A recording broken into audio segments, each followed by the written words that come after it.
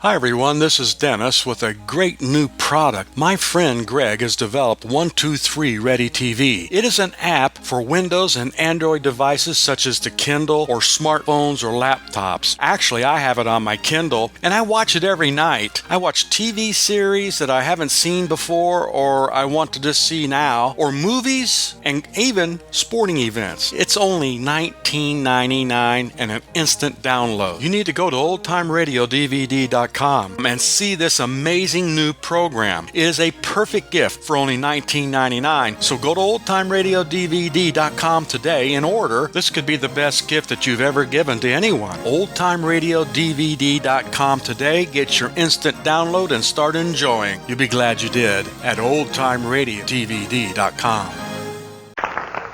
Arguing with a banker is like riding a horse on a merry-go-round. You never get any place.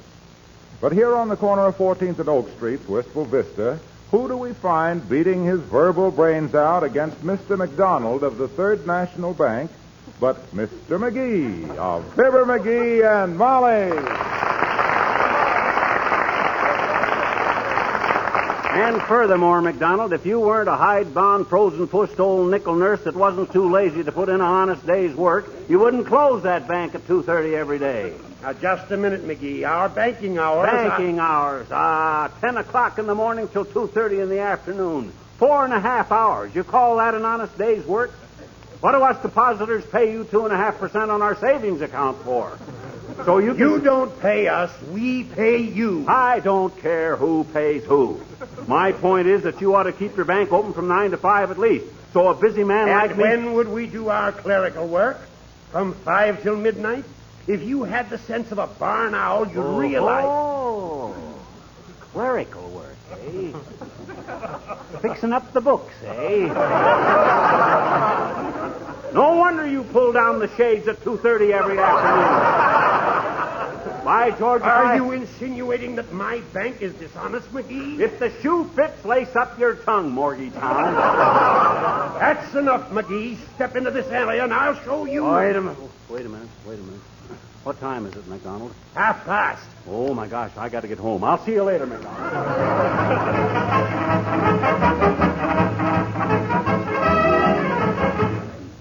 And what did Mr. McDonald say when you started to take off your coat, dearie?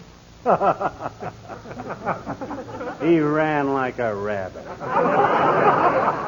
One more word out of him, and I'd have slapped him into a Peruvian debenture. Say, McGee, I almost forgot. Huh? While you were gone, Red Cross headquarters called up. Oh. You are the captain for this neighborhood. For this neighborhood? Sure. You mean they didn't make me chairman of the whole Wistful Vista Drive? Why, those ungrateful, short-sighted... No, dearie. You know they have the same chairman every year. You mean... Mr. McDonald of the Third National Bank. Oh. McDonald, eh? Yes. Incidentally, he's on your list to collect from, too. And it's usually his check that puts this neighborhood over the top, you know. That's kind of like me, ain't it? What do you mean? I'm the kind of a lint head that picks a fight with Henry Ford in the morning and invents a new kind of a spark plug in the afternoon. Well, I'm sure Mr. McDonald won't let your little argument affect his Red Cross donation, dearie. You know, he's a very fair man. That guy couldn't be fair with 5 gallons of peroxide. Oh, well, I won't call on him myself, that's all. I'll have one of my insubordinates do it. Mm-hmm. By the way, how many workers am I in charge of? One. One? Just one? Who is it? You. Me? You mean I got to work this whole neighborhood all by myself? And I got to call on old McDonald? Why, my gosh, I won't... Come in. Oh, hello, Dr. Gamble. So nice to see you. Hello, Molly. And good afternoon to you, leak cheek. Good afternoon, Doctor. Mighty decent of you to stop in, sir. Won't you sit down, Doctor? Excuse me, I must be in the wrong house. Don't be alarmed, Doctor. Himself here has merely taken on a little dignity. I have just been appointed a special field director for the American Red Cross, Doctor. In charge of accumulating funds in this particular territory to maintain our national and international activities in the service of humanity. The appointment was made at national headquarters in Washington, I presume. 'Tis quite likely, Doctor. Yes, I think so, too. No local official would be guilty of such a colossal blunder. Well, you couldn't collect broken glass in a picnic grove. Oh, no, I don't know about that, Dr. Gamble. He's pretty persuasive when he gets started. You're doggone right I am, Ether Drum. When I get warmed up, I can talk the feathers off a duck. Which reminds me... Of what, Droop Snoot? Of the fact that you're in my territory. Territory, McGee. Which means I got to get your Red Cross donation, Arrowsmith. The Red Cross is, you know... What's this? My check. Heavenly days, so quick. Thank you, Doctor. Doggone it, you might have at least let me finish my sales talk, you point killer. I don't need any sales talk, Lippy. Nobody knows more about the work of the Red Cross than we bromide and bandage boys. And if I can help ease the worry of one lonesome GI in a hospital gown, I'll consider it a beautiful investment. Now, if you'll excuse me, I've got to get back to the hospital. I have a major operation to perform. Appendix, Doc?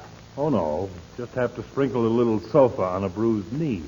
Oh, I thought you said it was a major operation. It is. Major Flanagan skinned his leg. Skinned his leg marching in the St. Patrick's Day parade. Good day.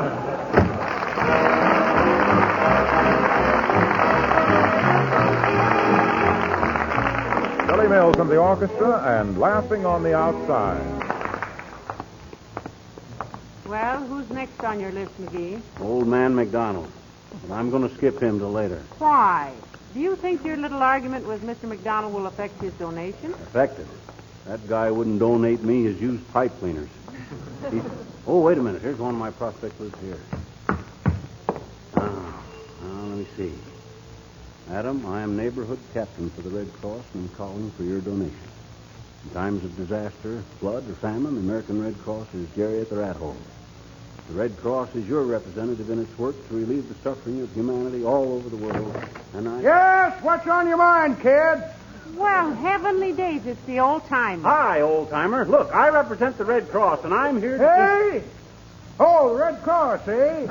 Great little outfit, the Red Cross. Cutest nurses in the South Seas.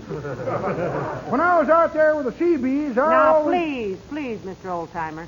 We're here for your donation. Yes, you'll appreciate the fact that the Red Cross still operates almost 650 servicemen's clubs. Germany, France, Japan, and all over the South Seas. The war hasn't ended for the Red Cross. Hey! He says The that... war hasn't ended for the Red Cross. No, siree, kids. Anytime there's trouble, they get there on the double. I never will forget one little Red Cross nurse back there in the Solomons. Name of Gracie. If it hadn't been for Gracie, I wouldn't be here now. Saved your life, did she? Yep. Gracie pulled me through, kid. Oh, were you wounded, Oldtimer? No, daughter. Overstayed my leave and tried to crawl back into camp under the fence. I got stuck, and it was little Gracie who pulled me through. Yeah, but look, about the Red Cross, old-timer, we need... More girls like Gracie. That's what you need, Johnny. Was she pretty, Oldtimer? Pretty? Daughter, she was prettier than a moonbeam shining through a busted bulldozer onto a mess of kelp. We was in love for almost a year. You were, eh? Hey, hey! Yes, we were. I was in love with her, and she was in love with a gunner's mate, third class. Very third class, if you ask me. Well, that's all very romantic, Oldtimer, but now... Hey, I can't stand here scuttlebuttling with you kids. I got to get down to the post office. Got to mail my Red Cross donation. Hey, that's what I came to see you about. Hey! He said that... Well, then maybe you wouldn't mind mailing it in for me. Here it is right here. Thanks, kid.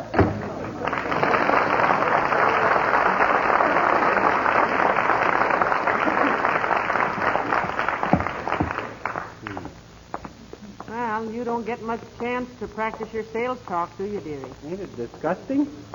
The minute I open my mouth, somebody slaps a check into it. At this rate, I never will be prepared for old man McDonald. And he's the nastiest... Wait a old... minute, dearie. Huh? This house is on your list. Who lives here? Let me see. Lou Wasey. You know a Lou Wasey? No, but maybe a stranger will let you get a few words in. Come on. Madam, I represent the Red Cross in this territory. In this vicinity. The Red Cross, as you know, must raise $100 million in the 1946 drive. And, good afternoon, madam. We represent... Who you calling madam, mister? Oh, pardon him, I'm sure. Are you Mr. Wasey? No, I'm Myrna Loy. Mr. Wasey left on the 12 o'clock rocket for Mercury. He's in the thermometer business, you know. Now, what do you want? I'm busy. If you'd shut that big muskrat trap of yours for a minute, smart guy, we'd tell you. We're collecting for the Red Cross, which, as you know... Well, why didn't you say so? Here's my check. Sorry, I couldn't make it more.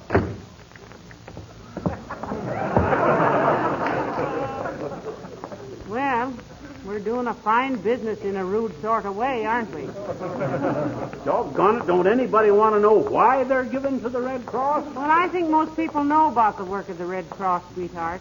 They've been doing business at the old stand for a long time now. Here's your next call, number 94. Okay, come on. We represent the Red Cross. How do you do, madam? The Red Cross has asked us... Oh, the Red Cross. Here's my check. Thank you for calling.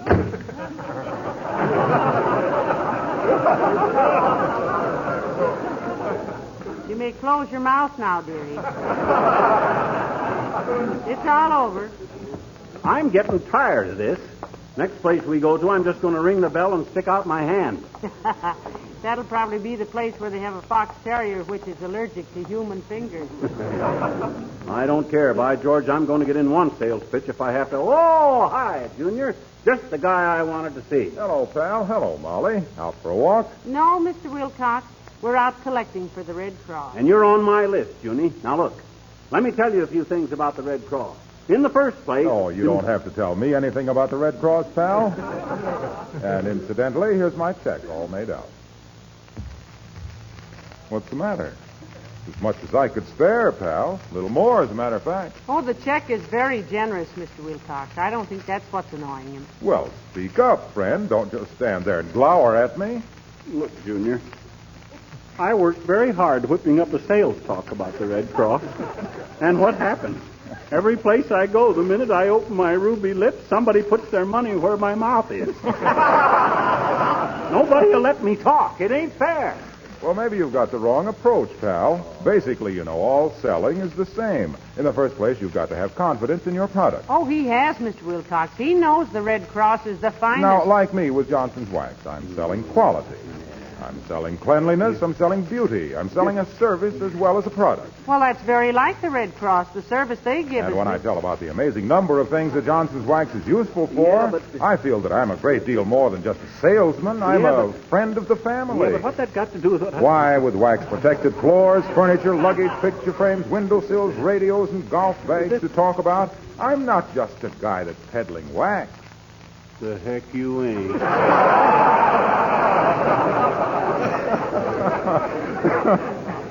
I'm a front man for civilized living. I've got a sample case full of pride and hospitality. Well, what would you do, Waxy, if every time you rang a doorbell, the door opened, somebody grabbed the Johnson's Wax out of your hand, shoved some dough into your mitt, and slammed the door? Yes. Now, what would you do then, Mr. Wilcox? Oh, that never happened. You don't, eh? No. I never even have to ring the bell. Oh? One woman this morning came running halfway up the block to meet me.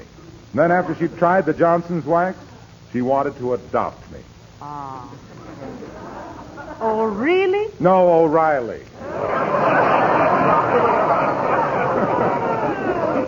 But my wife didn't want to be Mrs. Harlow O'Reilly, so I didn't go through with it. See you later, kid.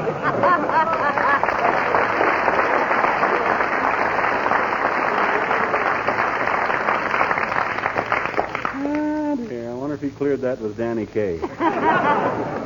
I don't know, but I thought he was very encouraging, dearie. You know, you can't help it if people start buying before you start selling. Come on now, here's our next stop. Oh, this is Carstairs' house. Oh, my gosh, she ought to be good for quite a slug of moolah. She gave $300 last year. Good afternoon, ma'am. Now listen, give her the old sales talk, pet, and maybe she'll make it $500. Just watch me, kiddo. Fireball McGee, the demon salesman. I'll work myself into such a lather you could shave me with a shovel. When I get through here, I'll be so hot I'll give old man McDonald a vocal bulldogging that'll have him... Yes. Hi, Witherspoon. Remember us? In what connection, sir, may I ask? Oh, come off it, Witherspoon. Mrs. Carstairs has had us to dinner any number of times. Mr. and Mrs. McGee. I am not Witherspoon, madam. Witherspoon is no longer employed here. I am Roebuck. No kidding. Say, that's a beautiful catalog you and Shears put out. Yes, sir, I've spent many a long summer afternoon. McGee? Huh? Oh.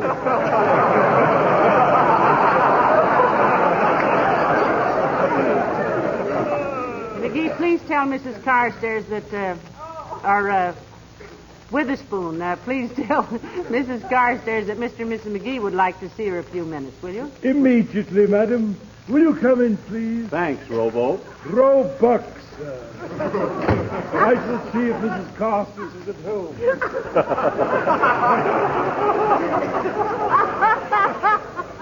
Hey, get a load of that walk, will you? He's either had military training or had his hips lifted. You know, McGee, I'm glad we don't have a butler. Yeah? They always look like somebody had just cooked some cabbage in the next room. And I often do. Yeah. I'd always be afraid Treacher would keep us after school. However, in a stuffy old mausoleum like this, it is... Oh, hi, Carsty. How do you do, Mr. McGee? Good day, Mrs. McGee. How nice to see you. Tell Millicent why you are here, McGee. Oh, pray do, Mr. McGee. And then you must excuse me. I'm packing for a flying trip to the West Coast. No kidding, Carsty. Business or pleasure? Oh, both, Mr. McGee. Uh-huh. I have a niece in San Diego I haven't seen for many years.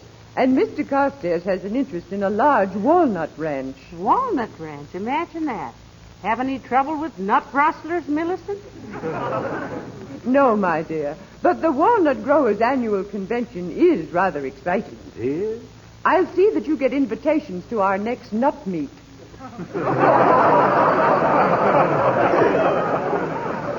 thank you, Millicent. I hope you have a nice trip. I'll bet you won't know your niece either, Carsty. Kids grow up awful fast in them tropical climates, they say. Oh, I know it, Mr. McGee. I once saw an actor named Victor mature one afternoon in Hollywood. Tell me, what can I do for you? All right, McGee, now's your chance. Do your stuff. Carsty, for a lot of men and women, the war is not yet over. And for them, the American Red Cross is the link between... Oh, I'm so glad you mentioned that, Mr. McGee. I have a check here all made out. Do you know to whom I should send it? Well, we'll take it, Millicent. That's what we came for. Thank you so much. Come on, McGee. McGee, come on, we're through. Thanks, Carsty. Have a nice trip. Thank you. Good day. How big is the check, McGee? I don't know. I can't read it till I stop crying.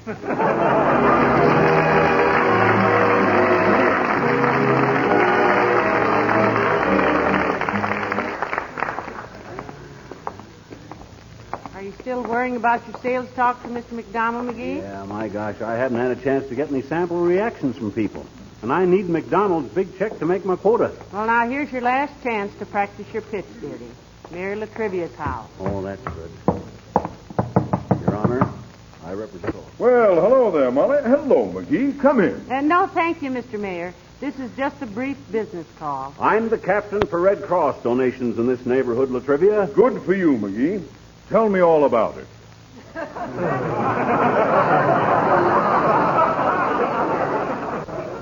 Are you kidding? Why should I be? You mean you want to hear a few facts about the Red Cross, Your Honor? I think it would be very interesting. Well, in the first place, LaTrivia, to carry on their work, the Red Cross has got to have $100 million this year for overseas, home front, and disaster activities. This is the most important... excuse me a minute, McGee. Huh? Here's my personal check. Now, what were you saying? Does this matter now? This is the most discouraging thing I ever tried to do in all my life. What? Hey, what's the matter with your foot, LaTrivia? Oh, Oh, that's why I'm home at this hour, McGee. I stopped on the street to pat a horse, and it stepped on my foot. It was a big gray horse. You don't have to talk. You don't have to talk baby talk to get sympathy from us, Your Honor. Baby talk, but I wasn't. Anyway, what difference does it make what color the horse was? I didn't even mention the color of the horse. You said it was a big dray horse. But it was a big dray horse. It was a roan. It wasn't alone if you were there with it. I didn't say it was alone. I said it was a roan, a brown horse. Oh, well, that's a horse of a different color. What's a horse of a different color? A roan. First you say it's dray, and then you say it's brown. And But it was brown. A big brown dray. A big brown dray. Make up your mind, Mr. Mayor. Now, which is it? Which? What? Dray or brown? Now, wait a minute. I didn't say it was a gray. I said dray. We know you did, Mr. Mayor, and when a man your age gets kittenish about something... I was not being kittenish. When I said it was a hay grouse, a gray horse, I was merely referring to the fact that when a horse is hitched to a roan, a dray, to a brown dray, a drowned dray, a horse that the color has ice. It.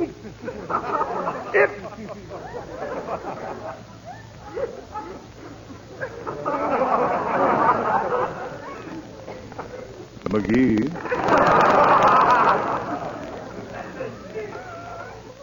Yes? There is a scale at the corner drugstore. Yes, we know. A nickel. Oh, well, never let it be said that McGee didn't go down with flags flying. Come on, kiddo. I represent the American Red Cross in this neighborhood. Hi. Hello, Mr. McDonald. Hi, Mac. Remember the friendly little chat we had this morning about your banking hours? Of course I remember it. You ought to have your silly remarks tattooed on your scalp. They look good engraved on a pinhead. Well, he came over to apologize, Mr. McDonald. Yeah, I was just kidding, Mac. Now then, do you realize, McDonald, that the American Red Cross... I know all about the Red Cross. I'm chairman of the drive. My check for... Wait a minute.